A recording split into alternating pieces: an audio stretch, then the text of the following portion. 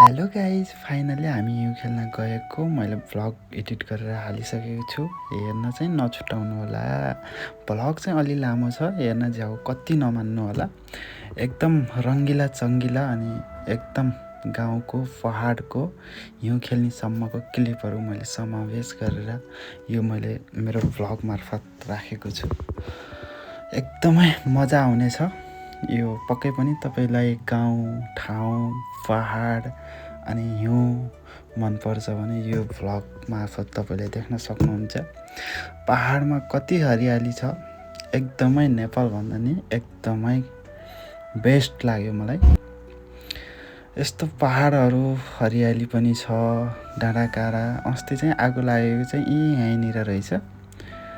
सरर बुट्टा चाहिँ नरहेछ, सरर हरियाली रङ्गीच्याङ्गी, बाटो पनि एकदम सुकिलो मुकिलो। यस्तो राम्रो बवाल छ है गाइज, आउन चाहिँ नबिर्सनु होला। एकचोटि साइप्रस आएको मान्छे ट्रोडोसम्म हिउँ खेल्न तपाईँ आउनु नै पर्ने हुनेछ, किनकि यो सिनहरू हेर्दा तपाईँ पक्कै पनि आउनुहुन्छ होला जस्तो लाग्यो मलाई। मैले यो भ्लग मार्फत सबै यो बाटोको वरपरको यो सिन हो, यो बाटोको वरपरको गाउँ एकदमै रमाइलो छ। तपाईँ चाहिँ त्यहीँ झरेर यो बाटोको यो गाउँको अवलोकन गर्न खोज्नुहुनेछ। एकदमै बवाल छ।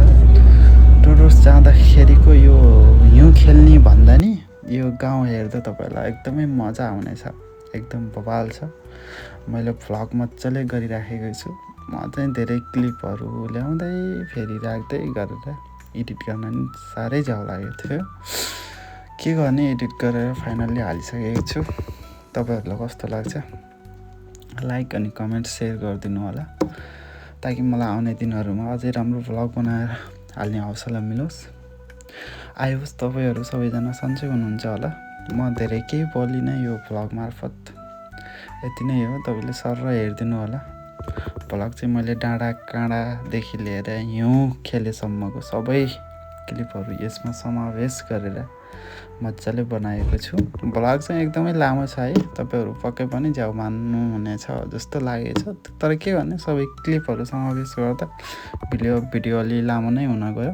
त्यही भएर तपाईँलाई पक्कै पनि हेर्ने इच्छा छ भने चाहिँ लामै हेर्नु होला, किनकि हिउँ खेलेको चाहिँ लास्टमा छ। एडिट गर्दा गर्दै अब लास्टमा हिउँ खेलेकोमा मैले समावेश गरेर जोडेको छु भिडियोहरू। यो चाहिँ साइप्रसको सरर पारिपट्टिको गाउँ हो। हेर्नु त, गाउँ भन्दा नि अब यहाँ एउटा दुइटा घर त थिए, तर एकदम क्या कति अर्ग्यानिक कुराहरू पाउला जस्तो एकदम त्यहाँ गएर बस्न पाएँ, त्यो वातावरणसँग घुलमिल गर्नु पाएँ, कति आनन्द आउँथ्यो होला है। तपाईँ हेरेर मात्र होइन, त्यो ठाउँमा गएर पनि देख्न सक्नुहुन्छ। यो चाहिँ अहिले भिडियोमै हेर्नु होला। बाटोहरू सुकिलो मुकिलो छ, आहा अति सुन्दर छ है। टोडर्सको हिउँ खेल्न जानुभन्दा पनि यो तपाईँको बाटोको यो भ्यूहरू हेरेर नै तपाईँ छक्क पर्नुहुनेछ।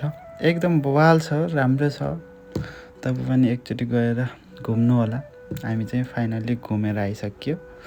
यो साइप्रसमा चाहिँ यो चाहिँ मेरो 2टा न्यु इयर हो। लास्ट इयर चाहिँ म जान पाइनँ। यो वर्ष चाहिँ हिउँ खेल्न जाने भनेर पहिला नैदेखि प्लानिङ थियो, फाइनल्ली गइयो पनि। यो चाहिँ 2 वर्षको न्यु इयर मनाएको हो। तर न्यु इयरमा रमाइलै भयो, टक्क हिउँ खेलेर मनाइयो। नयाँ वर्ष सुरु गरियो हिउँ खेलेर। पक्कै पनि आउने दिनहरू हजुरहरूको मेरो सबैको राम्रो हुनेछ भने भन्दै आशा गर्दै म भ्लग मार्फत केही बोल्न चाहिनँ। अरू चाहिँ यति नै हो। अब फेरि कति प्याकेर गऱ्यो भन्नु होला। धेरै चाहिँ के नै भन्नु छ र, फेरि केही नबोल्यो चाहिँ अलि भ्लग नै खल्लो हुन्छ कि, त्यही भएर बोल्नै पर्ने हुनेछ भ्लगमा। नबोले त अब फेरि त्यो पुरै म्युटमा गरिरहेको छु मैले त्यो साउन्डहरू, त्यही भएर यो भ्लग मार्फत म केही बोल्नै पर्छ कि। त्यही भएर सर हामी चाहिँ हिउँमा पुगिसक्यो। सर हिउँ चाहिँ त्यो दिनमा चाहिँ खासै परेको नरहेछ, तर हिजो अस्ति नै परेको हिउँ रहेछ। तर अलिअलि रहेछ हिउँ चाहिँ खेल्नलाई त्यत्तिको ठिकै थियो, राम्रै लाग्यो एकदमै। तर सोच्यो भन्दा नि चिसो के, -2 डिग्रीमा थियो। एकदम सिरोटोले हानेको थियो। हामी चाहिँ सिधै वहीँ टपमा पुगेर अनि ब्रिटिसहरू चाहिँ अनि आर्मी क्याम्पमै माथि पुगेर